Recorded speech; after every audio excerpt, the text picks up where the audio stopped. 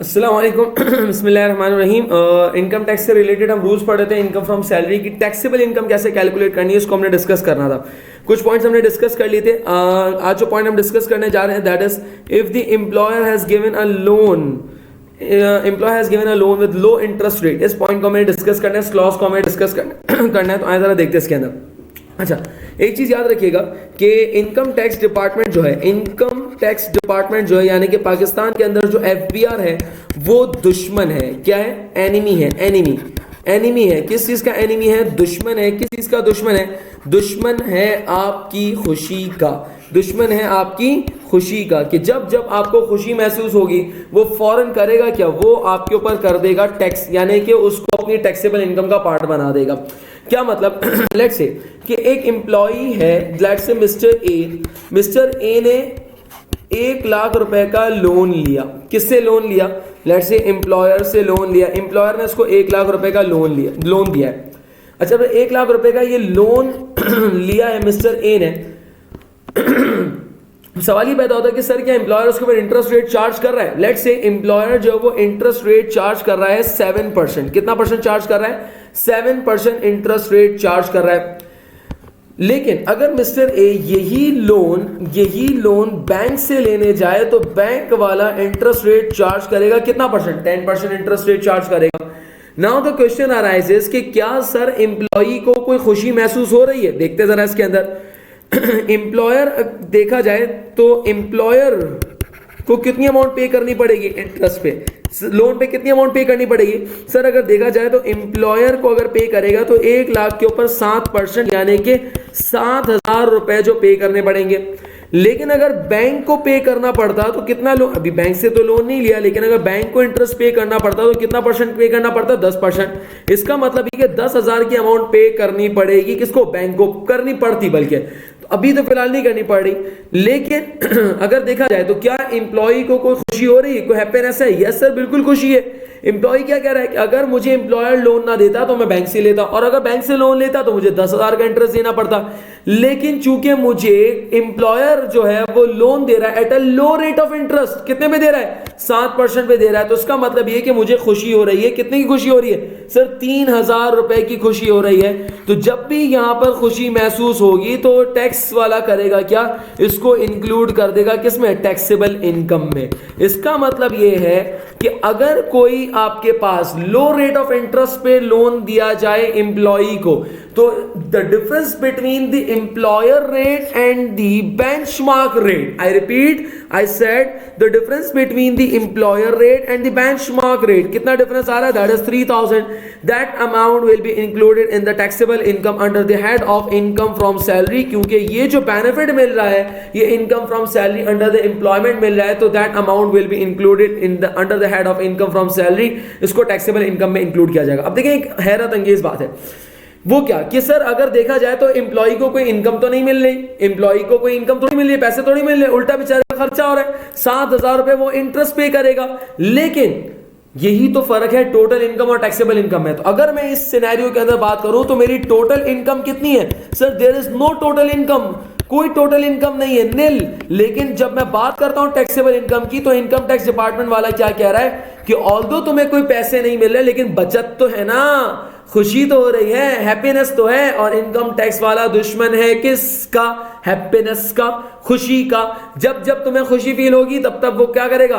वो उस खुशी को टैक्सेबल इनकम का पार्ट बना देगा, उस हैप्पीनेस को टैक्सेबल इनकम का पार्ट बना देगा। यानी कि इस एग्जांपल के अंदर हमारी टैक्सेबल इनकम कितनी हो गई? 3,000। Let's take another example. एक तो एम्प्लॉयर कर क्या सकता है? लो रेट ऑफ इंटरेस्ट पे दे दे, और लो रेट ऑफ इंटरेस्ट पे अगर आप दे दे तो उसका मतलब यह है कि आपने कंपेयर करना है किसको? एम्प्लॉयर रेट को कंपेयर करना है किससे? बेंचमार्क। और बेंचमार्क रेट कितना है? 10%। क्या मतलब? देखिए different bank different interest rate दे रहे हो, कोई 10%, कोई 11, कोई 12। तो क्या करें? इनकम टैक्स वाले ने बेंचमार्क रेट बना दिया कि आपने एम्प्लॉयर के रेट को कंपेयर करना है किससे? 10% से। दैट इज फिक्स, ये फिक्स है, इसको बेंचमार्क रेट नॉर्मली कहा जाता है। एक और एग्जांपल लेते हैं। लेट्स से एक एम्प्लॉयर है, एम्प्लॉयर क्या कह रहा है? एम्प्लॉयर कह रहा है कि यार मैं तुम्हें लोन देता हूं 1,00,000 का। अच्छा एम्प्लॉयर वाले अंकल ये बताओ कि तुम कितना इंटरेस्ट चार्ज करोगे? कह रहा है 0%। सूद हराम है, मैं सूद चार्ज नहीं करूंगा। ये क्या कहलाएगा? ये कहलाता है इंटरेस्ट फ्री लोन। ये क्या कहलाता है? Interest free loan. Interest free loan का मतलब ये कि एम्प्लॉयर कोई भी इंटरेस्ट चार्ज नहीं कर रहा, तो 1 लाख का 0%, तो उसका मतलब कितना परसेंट इंटरेस्ट लगेगा? 0। That is the employer rate. Compare करेंगे किससे? बेंचमार्क रेट से। बेंचमार्क रेट कितना है? 10%। 10%, तो इसका मतलब ये है एम्प्लॉयर रेट है 0%, बेंचमार्क रेट 10%, तो 1 लाख का कितना परसेंट? 10%। तो जो डिफरेंस आ रहा है कितना आ रहा है सर? 0 माइनस 10,000, तो 10,000 का डिफरेंस आ रहा है। इसका मतलब ये है कि एम्प्लॉय की खुशी कितने की हो रही है? 10,000 की हो रही है। That will be included in the taxable income. इसको हम क्या करेंगे? टैक्सेबल इनकम का पार्ट बना देंगे under the head of income from salary. क्या ये बात समझ आती है इसके अंदर? तो आइए जरा देखते हैं क्या क्लॉज लिखा हुआ है। If the employer has given a loan at a low rate of interest और interest free loan, then the amount chargeable to tax is the difference between the interest rate and the benchmark rate, that is 10%। यहां तक clear इसके अंदर? तो ये हम क्या देख रहे हैं सर? टैक्सेबल इनकम को कैलकुलेट करना सीख रहे हैं कि इनकम फ्रॉम सैलरी के अंदर क्या क्या अमाउंट इंक्लूड करनी है। नंबर 1। नंबर 2 क्या कह रहा है? एक और क्या कह रहा है? All rewards and incentive from the employer chargeable to tax. Bonus, commission, सारी चीजें, जो भी रिवॉर्ड अगर एम्प्लॉयर एम्प्लॉई को दे रहा है, that will be charge, that will be taxable, that will be included in the taxable income under the head of income from salary. अच्छा, फिर इसके बाद क्या करें? Any benefit receive by the employ is chargeable to tax at the market value and such amount is deducted by the deducted which is paid by the employ to exercise it. क्या मतलब? इस point को समझने के लिए मैं आगे के पॉइंट्स को डिस्कस करता हूं, फिर मैं इंशाल्लाह इस पॉइंट को मैं समझाता हूं कि ये पॉइंट में क्या कहना चाह रहा है। Salary also includes perquisites. Perquisites क्या होता है? That is the extra benefit. Sir ये एक्स्ट्रा बेनिफिट क्या क्या हो सकते हैं? अगली हेडिंग हमारी उसी की है, उसी के अंदर हम इंशाल्लाह सेकंड लास्ट और लास्ट पॉइंट को समझेंगे। क्वेश्चन नंबर 1 की प्रैक्टिस करेंगे, पहले हम परक्विजिट्स को समझ लेते हैं जरा। तो परक्विजिट्स क्या है? That is the extra benefit given to the. बाज़ औक़ात एम्प्लॉई की पोजीशन या डेजिग्नेशन इतनी अच्छी होती है कि ऑर्गेनाइजेशन या कंपनी या एम्प्लॉयर उसको कुछ एक्स्ट्रा बेनिफिट दे रहा है, जैसे कि मेडिकल बेनिफिट दे रहा है, जैसे कि गाड़ी दे रहा है। तो आपके पास अगर कोई पोजीशन अच्छी है तो उसके ऊपर नॉर्मली क्या करता है? एम्प्लॉयर आपको कुछ एक्स्ट्रा बेनिफिट देता है। These are known as what? Perquisites. इसको परक्विजिट्स कहा जाता है।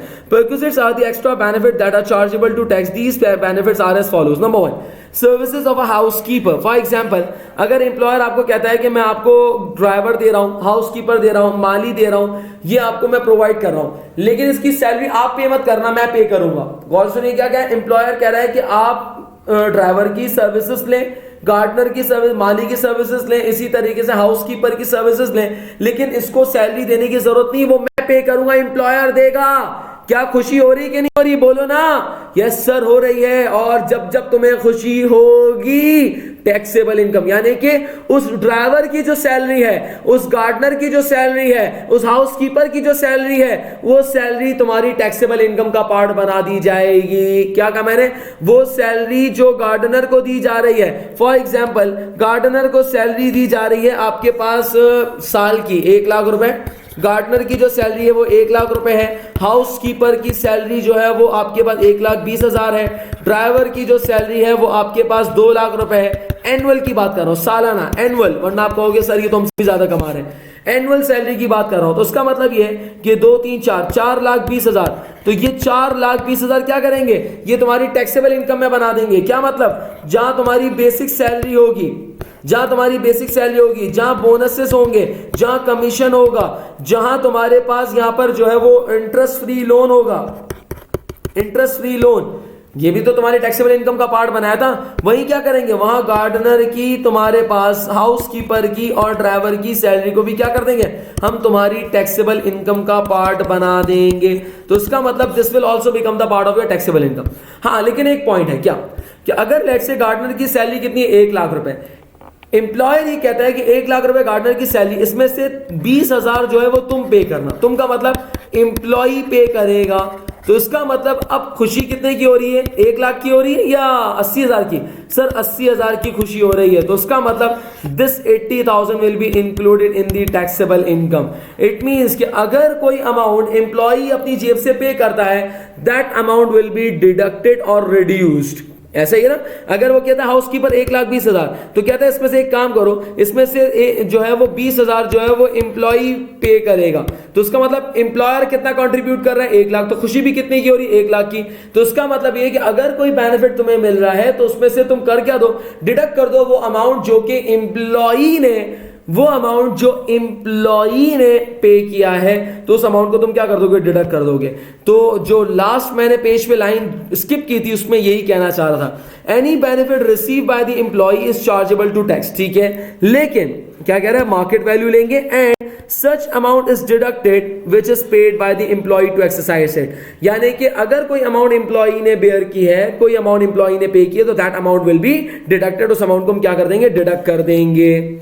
इसी तरीके से क्या कह रहा है, N amount which is employee an amount which employee was required to pay back to its employer. For example, employer ने 5 लाख का लोन दिया था, एम्प्लॉयर ने 5 लाख का लोन दिया था, किसको, एम्प्लॉई को। अब एम्प्लॉयर क्या कह रहा है, कह रहा है कि यार ये 5 लाख का लोन मैंने तुझे माफ कर दिया, तो क्या तुम्हें खुशी हुई, यस सर खुशी हुई। इसका मतलब ये है कि टैक्स डिपार्टमेंट दुश्मन है किसका, खुशी का, खुशी मींस हैप्पीनेस, तो उसका मतलब ये 5 लाख भी तुम्हारी टैक्सेबल इनकम का पार्ट बना देगा। एग्जाम्पल चेंज करता हूं, एम्प्लॉयर ने 5 लाख का तुम्हें लोन दिया था जिसमें से एम्प्लॉयर कह रहा है जा तुझे माफ किया, क्या पूरा नहीं, 1 लाख माफ किए, तो इसका मतलब ये कि अब तुम्हें 4 लाख पे करने हैं, तो अब खुशी कितने की भी, 1 लाख की, तो that amount will be included in the taxable income, इस अमाउंट को तुम्हारी टैक्सेबल इनकम का पार्ट बना दिया जाएगा। तो इसका मतलब यह है कि an amount which employee was required to pay back, तुम्हें वापस करने थे, किसको, एम्प्लॉयर को, and such amount is waive, waive का मतलब वापस माफ कर दिए गए, by the employer, this amount is also taxable. अच्छा फिर इसके क्या कह रहा है, यूटिलिटीज यानी कि गैस बिल, वाटर, टेलीफोन, अगर एम्प्लॉयर ही कह दे कि ये टेलीफोन के बिल तुम मत पे करना, मैं पे करूंगा, तुम्हारे घर का टेलीफोन बिल मैं पे करूंगा, तुम्हारे घर का बिजली का बिल मैं पे करूंगा, तुम्हारे घर का गैस बिल मैं पे करूंगा, तो ये जितना भी बिल है तुम्हारा पूरे साल का, लेट्स से 10 लाख रुपए, 7 लाख रुपए, that 7 lakh will also become the part of your taxable income. लेकिन फिर वही बात, if any amount is paid by the employee, उस 7 लाख में से अगर एम्प्लॉयर ये कहे कि 2 लाख एम्प्लॉई तू पे कर, तो उसका मतलब ये कि बाकी के 5 लाख रुपए तुम्हारी टैक्सेबल इनकम में होंगे, पूरे 7 लाख रुपए तुम्हारी टैक्सेबल इनकम का पार्ट नहीं बनेंगे। क्यों, क्योंकि तुम्हें खुशी 5 लाख की हुई है, और इनकम टैक्स डिपार्टमेंट जो है वो दुश्मन है किसका, खुशी का। इसका मतलब जिस अमाउंट में तुम्हें खुशी हो रही है वो तुम्हें क्या करेगा, टैक्सेबल इनकम में इंक्लूड कर देगा। खैर अब आते हैं जरा मोटर कार फैसिलिटी। अगर मैं ये कहूँ ना पूरे इनकम टैक्स के इस सेक्शन के अंदर कोई चीज तंग कर सकती है तो वो 4 प्रोविजन। पहला प्रोविजन इनकम टैक्स यानी कि इंटरेस्ट रेट वाला, लोअर इंटरेस्ट रेट वाला। दूसरा प्रोविजन है ये मोटर कार वाला, दूसरा प्रोविजन क्या है, that is the motor car का प्रोविजन है। इसी तरीके से तीसरा प्रोविजन होगा मेडिकल का, चौथा होगा हाउस का। ये 4 प्रोविजन है जो तुम्हें थोड़ा सा शायद तंग क्या कर, याद करना है यार। ये प्रोविजन अगर तुमने याद कर लिया ना, इनकम टैक्स का सेक्शन पूरा किल हो जाएगा। इनकम टैक्स के अंदर 3 तुम्हारे पास है, income from salary, income from property, income from other sources. इन तीनों में इनकम फ्रॉम सैलरी थोड़ा सा लेंथी है, थोड़ा सा तंग करने वाला है, और इनकम फ्रॉम सैलरी के अंदर भी 4 प्रोविजन ऐसे हैं जिसके बारे में तुझे याद रखना है। बाकी बेसिक सैलरी कुछ याद करने की जरूरत नहीं है, जितनी भी बेसिक सैलरी है पूरी की पूरी टैक्सेबल इनकम, जितना भी बोनस कमीशन है पूरा का पूरा टैक्सेबल इनकम में जाएगा। हाँ, लेकिन इंटरेस्ट फ्री लोन या लो इंटरेस्ट रेट पे अगर तुझे लोन मिला है तो वो देखना पड़ेगा, उसकी कैलकुलेशन थोड़ी सी करनी पड़ेगी। इसी तरीके से अगर एम्प्लॉयर तुझे गाड़ी दे रहा है, मोटर कार की फैसिलिटी प्रोवाइड कर रहा है, तो थोड़ा सा सोचना पड़ेगा। सर सोचना क्या है, जरा देखते हैं इसके अंदर मोटर कार से रिलेटेड क्या प्रोविजन है। इनकम टैक्स ऑर्डिनेंस 2001 ये कहता है कि अगर एम्प्लॉयर एम्प्लॉई को दे रहा है गाड़ी, क्या दे रहा है, गाड़ी, मोटर कार चले पम पम पम पम पम पम, सर ये क्या कर रहा है, अच्छा एम्प्लॉयर क्या दे रहा है, एम्प्लॉई को दे रहा है गाड़ी। अच्छा अब गाड़ी जब दे रहा है, लेट्स से 15 लाख की गाड़ी, कितने की गाड़ी है, 15 लाख की गाड़ी है, तो सर एम्प्लॉई को बेनिफिट तो मिल रहा है, क्या ये 15 लाख रुपए पूरे के पूरे उसकी इनकम में इंक्लूड कर दूं, पूरे के पूरे उसकी इनकम में इंक्लूड कर दूं, तो ये तो ज्यादती हो जाएगी यार बेचारे के साथ, क्योंकि गाड़ी तो मिली है, लेकिन ये कि बेनिफिट तो है, आप उसको इनकार नहीं कर सकते, बेनिफिट तो है बिल्कुल। ऐसे तो क्या 15 लाख रुपए पूरे के पूरे उसकी इनकम में, टैक्सेबल इनकम में इंक्लूड कर दूं, नहीं। इनकम टैक्स ऑर्डिनेंस कह रहा है यार मैं जालिम नहीं हूं।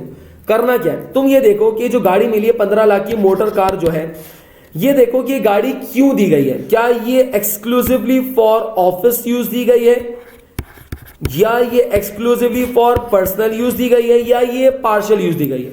3 होंगे, या तो पर्सनल यूज होगा या पार्शियल का मतलब ये है कि घर के इस्तेमाल में भी लो और ऑफिस के इस्तेमाल में भी लो, that is known as partial use. और तीसरा क्या हो सकता है, ऑफिस यूज। क्या मतलब, खबरदार जो तूने अपनी बेगम को उसमें बिठाया, नहीं, सिर्फ और सिर्फ कारोबार, घर के काम के लिए नहीं है, सिर्फ ऑफिस के काम के लिए। घर जाएगा तो तुझे इस गाड़ी को ऑफिस पे छोड़ के जाना पड़ेगा, घर मत लेकर जाना, बेगम को खबरदार जो तूने बिठाया है। तो इसका मतलब ये सिर्फ और सिर्फ किसके लिए? ऑफिस यूज के लिए। तो तीन में से कोई एक पॉसिबिलिटी होगी। इनकम टैक्स ऑर्डिनेंस 2001 कहता है तो अगर ये गाड़ी पर्सनल यूज के लिए है तो जो भी गाड़ी की कॉस्ट है या जो भी गाड़ी की कॉस्ट है या यूं कह लूं जो भी गाड़ी की फेयर वैल्यू है, दोनों चीजें, जो भी गाड़ी की कॉस्ट है या जो भी गाड़ी की फेयर मार्केट वैल्यू, यानी कि जो भी इसकी मार्केट वैल्यू जो भी गिवन हो, याद रहे अगर कॉस्ट गिवन है तो cost, fair market value given है तो फेयर मार्केट वैल्यू, लेकिन अगर दोनों गिवन है तो फेयर मार्केट वैल्यू। याद रहे हमेशा मार्केट वैल्यू को प्रेफर करेंगे। तो अगर आपने गाड़ी दी है तो उस गाड़ी को 15 लाख की अगर वो गाड़ी की कॉस्ट या फेयर मार्केट वैल्यू है तो इसका मतलब ये है कि अगर पर्सनल यूज है तो उस गाड़ी का, अब मुझे एक बात बताओ, अगर पर्सनल यूज है, सिर्फ पर्सनल यूज है, घर के काम के लिए इस्तेमाल करना, ऑफिस पे तो मैं तुझे अलग से गाड़ी दूंगा, उसके लिए अलग से मैं तुझे ट्रांसपोर्टेशन अलाउंस दूंगा, अलग से उसके लिए ट्रांसपोर्टेशन अलाउंस दूंगा, गाड़ी सिर्फ तुम अपनी बेगम को घुमा उसके अंदर और कुछ मत करना इसका। तो उसका मतलब ये है कि अगर सिर्फ पर्सनल यूज है तो उसका मतलब खुशी होगी कि नहीं होगी? यस सर, बहुत ज्यादा खुशी होगी, ऐसा ही है, बड़ी वाली खुशी होगी। तो कह रहा है इस अमाउंट का 10% जो है वो तुम टैक्सेबल इनकम में ले लेना। टैक्स नहीं लगा रहा मैं, अभी टैक्सेबल इनकम कैलकुलेट कर रहा हूं। 15 लाख रुपए तुम्हारी इनकम नहीं है, 15 लाख का 10% यानी कि 1.5 लाख रुपए तुम्हारी टैक्सेबल इनकम में इंक्लूड करूंगा। लेकिन अगर पार्शियल यूज है, क्या मतलब कि तुम्हें ये गाड़ी दी गई है, तुम इस गाड़ी को यूज भी करो, पर्सनल यूज में बेगम को भी घुमाओ और ऑफिस के काम में भी इस्तेमाल करो, अलग से कोई तुम्हें गाड़ी नहीं दूंगा। इसका मतलब खुशी तो अभी भी हो रही है लेकिन थोड़ी कम हो रही है। तो इसका मतलब ये कि तुम्हारी फेयर वैल्यू या कॉस्ट का 5% यानी कि 75,000 तुम्हारी टैक्सेबल इनकम का पार्ट बनेगा। याद रहे इनकम टैक्स कैलकुलेट नहीं करना मैं। लेकिन अगर ऑफिस यूज के लिए कोई जरूरत नहीं है पर्सनल यूज में लेने के लिए, सिर्फ ऑफिस के काम में यूज होगी, तो क्या तुम्हें कोई खुशी महसूस हो रही है? नहीं, कोई खुशी महसूस नहीं हो रही, दुख है। तो उसका मतलब कोई भी अमाउंट तुम्हारी टैक्सेबल इनकम में इंक्लूड नहीं होगी। तो इसका मतलब if motor car is for personal use it means the 10% of fair market value और cost. If motor car is for partial use यानी कि बोथ है, ऑफिस भी है पर्सनल यूज भी है, तो it means fair market value का 5%। And if the motor car is for official use it means no amount will be included in the taxable income. तो ऐसा इस टेबल के अंदर क्या कह रहा है, मोटर कार फॉर पर्सनल है, इसका मतलब यह है कि for personal and office use यानी कि पार्शियल है तो 5% of the cost of fair market value. अगर फॉर पर्सनल यूज है तो उसका मतलब 10% of the cost of fair market value. And for office use है तो उसका मतलब 0% of the cost of fair market value. यहां तक क्लियर इसके अंदर। तो चार प्रोविजन जो तंग कर सकते हैं, एक इंटरेस्ट फ्री लोन वाला देखा था या लो इंटरेस्ट रेट, और दूसरा हमने मोटर कार देख लिया। अब कितने प्रोविजन रह गए? 2। आए जरा दूसरा प्रोविजन देखते हैं, that is the medical facility. That is the medical facility. देखिए मेडिकल फैसिलिटी बाज़ औक़ात एम्प्लॉयर करता है क्या, अपने एम्प्लॉय को मेडिकल फैसिलिटी प्रोवाइड करता है। मेडिकल की केस के अंदर दो चीजें होती हैं, एक होता है मेडिकल अलाउंस, एक होता है मेडिकल फैसिलिटी, या इसको हम कह सकते हैं रीइंबर्समेंट। एक ही चीज नॉर्मली यही है, मेडिकल फैसिलिटी, या इसको हम कह सकते हैं normally reimbursement. Sir medical allowance या रीइंबर्समेंट में क्या फर्क है?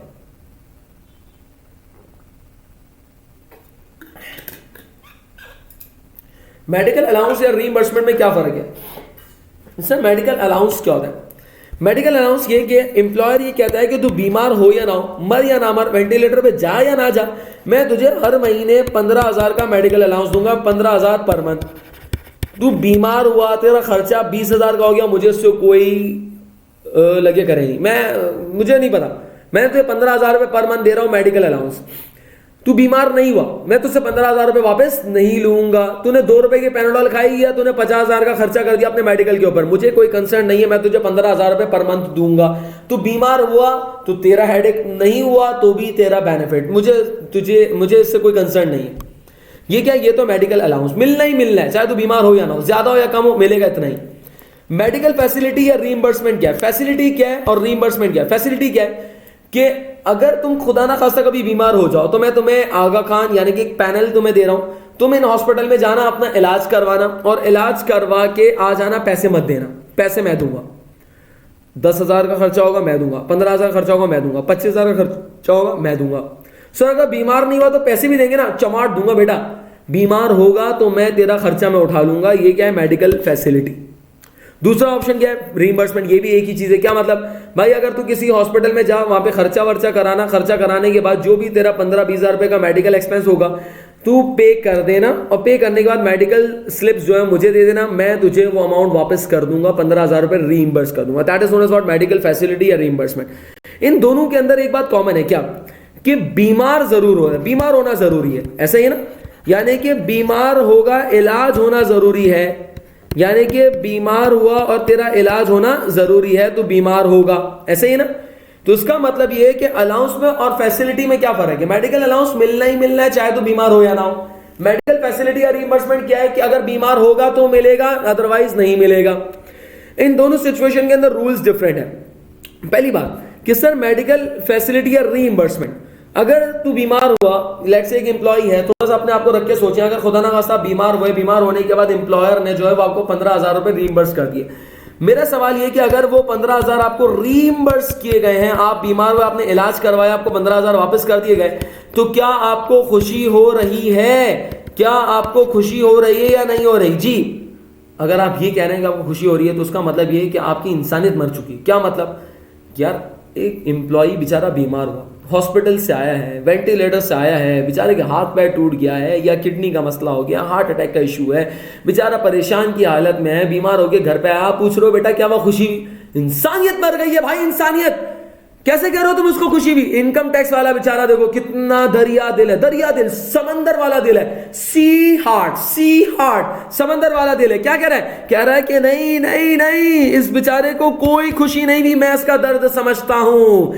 एम्प्लॉयर ने नो डाउट उसको 15,000 रुपए रीइंबर्स करके दिए, लेकिन मैं इसकी तकलीफ समझ रहा हूं, मैं इसके दुख को समझ रहा हूं। सर इसको कोई खुशी महसूस नहीं हो रही, बेचारा परेशानी के हालत में है। तो क्या कह रहा है? कह रहा है कि वो अमाउंट जो मेडिकल फैसिलिटी या रीइंबर्समेंट इसको मिला है 15,000 का, that is exempt, that is exempt, that is exempt. क्या मतलब exempt? Will not be, will not be, will not be included, will not be included in taxable income। इसको मैं इनकम नहीं मानता, ये इनकम नहीं है, ये इंसानियत के खिलाफ है। It will not be included in taxable income, मैं इसको taxable income का पार्ट नहीं बनाऊंगा, that is exempt। मैं इस अमाउंट के ऊपर उसको टैक्स कैलकुलेट नहीं कर सकता, मेरा ज़मीर मुझे खबारा नहीं करता।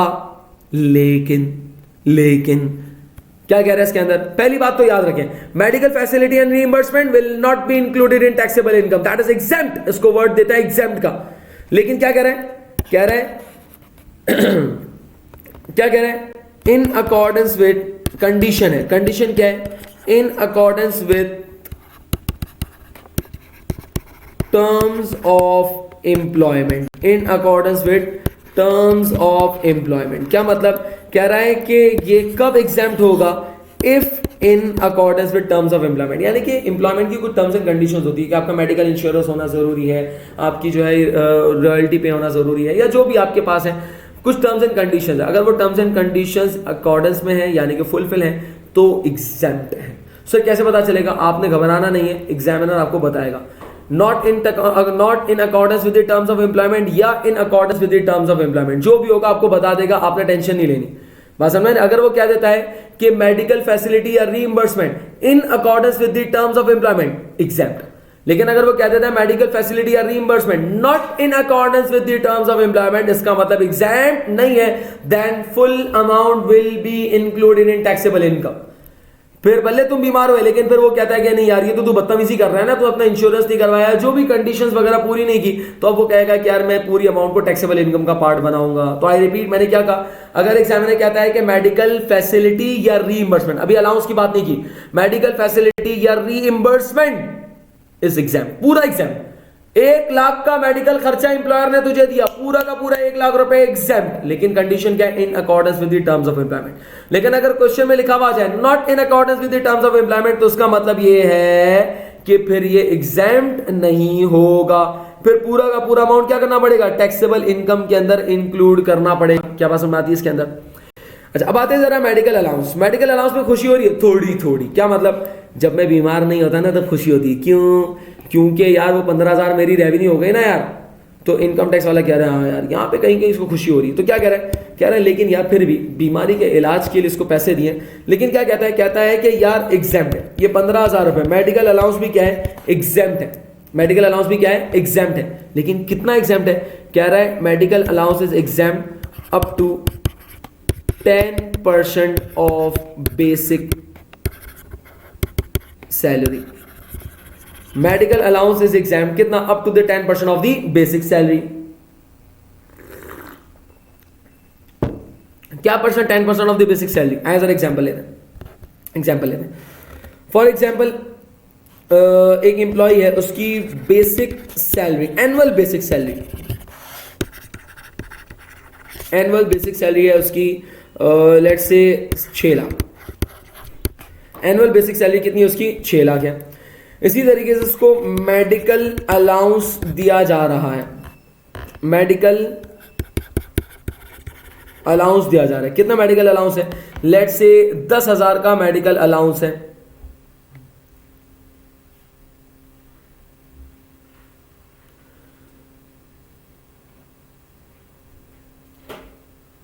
या लेट्स से एक काम करते हैं, 20,000 का मेडिकल अलाउंस ले लेते हैं। 20,000 का मेडिकल अलाउंस है, लेकिन ये पर मंथ है, 20,000 का मेडिकल अलाउंस है, लेकिन क्या है ये पर मंथ है। अच्छा, अब 20,000 पर मंथ मेडिकल है, मुझे एनुअल बेसिस के ऊपर काम करना है, ये बात याद रखिएगा, ठीक है। तो उसका मतलब ये है कि मेडिकल अलाउंस के अमाउंट को अगर मैं कैलकुलेट करूं तो 20,000 मल्टीप्लाई बाय 12, ऐसा ही है ना, 20,000 मल्टीप्लाई बाय 12, तो कितना हो जाएगा, 2,40,000। यानी कि मेडिकल अलाउंस कितना बन गया, 2,40,000 annual medical allowance is 2,40,000। Sir ये मेडिकल अलाउंस क्या है, कह रहा है एग्जाम्प्ट है, पूरा का पूरा नहीं, क्या कह रहा है, कितना एग्जाम्प्ट है, up to the 10% of basic salary. Medical allowance कितना है, 2,40,000, बेसिक सैलरी कितनी है, 6 लाख एनुअल, इसका कितना 10%, इसका 10% निकाले कितना आ गया, 60,000। कह रहा है मेडिकल अलाउंस इज एग्जाम्प्ट कितना, 60,000 तक का एग्जाम्प्ट है। इसका मतलब ये कि तुम्हें मेडिकल अलाउंस मिल जाए कितना, 2,40,000 का, लेकिन इसमें 60,000 का एग्जाम्प्ट है। इसका मतलब ये है कि जो बाकी बच गया 1,80,000, ये क्या है, ये तुम्हारी टैक्सेबल इनकम का पार्ट बनेगा। क्यों, क्योंकि इनकम टैक्स वाला कह रहा है कि ठीक है इस बेचारे को यहाँ पे बीमार होने के, लेकिन कभी कभी ऐसा भी तो होता है ना कि बीमार नहीं होता तो पैसे ले लेता है, तो उसका मतलब ये है कि इसको मैं पूरा एग्जाम नहीं कर रहा। कितना एग्जाम कर रहा हूँ, up to the 10% of basic salary का 10% मैं एग्जाम कर रहा हूँ। यहाँ तक बात समझ आती है, इसके अंदर बेसिक सैलरी का 10% एग्जाम कर रहा हूँ। लेट्स टेक एन एग्जाम्पल, इसी एग्जाम्पल को चेंज करता हूँ, लेट्स से अगर मैं 10% कैलकुलेट कर रहा हूँ 60,000, और मेडिकल अलाउंस जो है वो आपके पास आ रहा है लेट्स से 2,40,000 नहीं है, कितना है, लेट्स से मेडिकल अलाउंस आपके पास आ रहा है 40,000 पूरे साल का। कितना आ रहा है, 40,000। कितना एग्जाम्प्ट है, 60,000 तक एग्जाम्प्ट है, लेकिन बेचारे को मेडिकल अलाउंस मिली कितना रहा है, 40,000। तो उसका मतलब ये है कि अब क्या होगा, यानी कि 0 amount is included in taxable income. क्यों, अबे 60,000 तक की तो एग्जाम्पशन दी, बेचारे का मेडिकल अलाउंस कितना मिल रहा है, 40,000 मिल रहा है। इसका मतलब ये 60,000 तक एग्जाम्प्ट है। 50,000 मेडिकल अलाउंस होगा, कोई टैक्सेबल इनकम में इंक्लूड नहीं होगा। 60,000 अगर मेडिकल अलाउंस होगा तो 60,000 भी इंक्लूड नहीं होगा। इसका मतलब ये कि अगर 70,000 का मेडिकल अलाउंस उसको मिलता है एनुअल, तो उसका मतलब 60,000 तक अगर एग्जाम्प्ट है, तो उसका मतलब कितनी अमाउंट टैक्सेबल इनकम में इंक्लूड कर देंगे, 10,000 will be included in the taxable income. क्या ये प्रोविजन समझ आता है? तो medical facility is fully exempt, लेकिन कब, in accordance with the terms of employment. लेकिन मेडिकल अलाउंस इज एग्जाम, लेकिन कब तक, up to the 10% of the basic salary. यहां तक बात समझ आती है इसके अंदर। तो ये आपके पास यहां पे तीसरा प्रोविजन था जो कि आपको तंग कर सकता है। अब आते हैं जरा चौथे प्रोविजन के ऊपर, हाउस रेंट अलाउंस। यानी कि मैं पहले पढ़ लूं पहले इसको, मेडिकल फैसिलिटी और रीइंबर्समेंट। क्या कह रहा है, if in accordance with the terms of employment exempted, 0, कुछ भी इंक्लूड नहीं करेंगे। लेकिन अगर कहता है मेडिकल अलाउंस, तो मेडिकल अलाउंस के बारे में क्या कह रहा है, exempted up to the 10% of the basic salary का 10% तक एग्जेम्प्ट है। इसके अलावा बाकी अमाउंट को अपने टैक्सेबल इनकम में इंक्लूड करना पड़ेगा।